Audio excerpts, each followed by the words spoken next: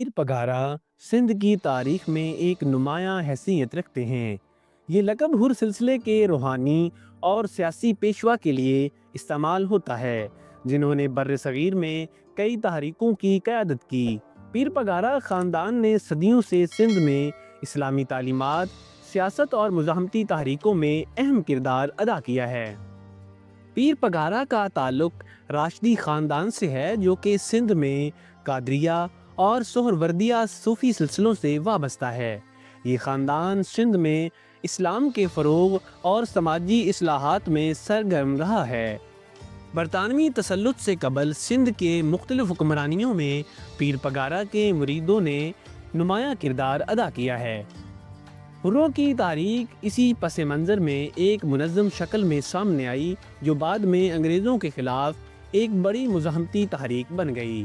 19ویں صدی میں جب برطانوی سامراج نے سندھ پر قبضہ کیا تو 1830 سے 1843 کے درمیان ہر سلسلے نے ان کے خلاف شدید مزاحمت کی۔ 1943 میں چارلس نیپیر نے سندھ پر مکمل قبضہ کر لیا، جس سے ہر سلسلے کی تحریک وقتی طور پر کمزور پڑ گئی، مگر انگریزوں کے خلاف بغاوت کی چنگاری زندہ رہی۔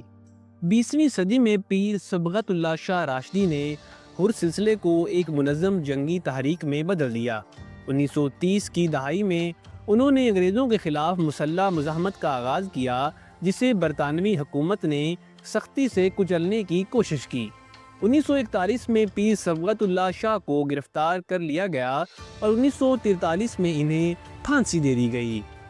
1947 میں پاکستان بننے کے بعد سہریہ بادشاہ کے بیٹے پیر شاہ مردان شاہ راشدی کو واپس لا کر گدی نشین بنایا گیا۔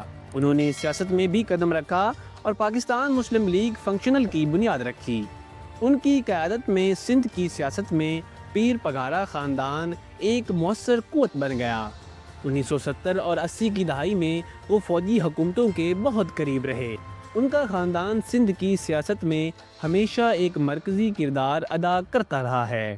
موجودہ پیر پگارا کا نام بھی سید صبغت اللہ شاہ راشدی ہے، جو کہ 8ویں پیر پگارا ہیں، جو 2012 میں اپنے والد کی وفات کے بعد گدی نشین ہوئے۔ وہ آج بھی سندھ کی سیاست میں ایک بااثر شخصیت ہیں اور ان کی جماعت پاکستان مسلم لیگ فنکشنل سندھ میں متحرک ہے۔ پیر پگارا کا خاندان 3 بڑے شعبوں میں اثر و رسوخ رکھتا ہے، جن میں پہلا شعبہ روحانی قیادت ہے۔ ناظرین کرام، لاکھوں مرید ان کی درگاہ سے وابستہ ہیں۔ سیاسی اثر و رسوخ: سندھ میں کئی انتخابات میں ان کا اہم کردار رہا ہے۔